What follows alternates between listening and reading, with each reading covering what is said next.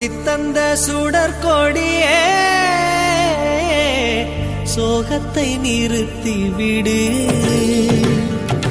நாளை வரும் மாலை என்று நம்பிக்கை வளர்த்து விடு. நம்பிக்கை வளர்த்து விடு. நம் காதல் ஜோதி கலையும் ஜோதி கலைமகள் மகளே வாவா. காதல் ஜோதி கலையும் ஜோதி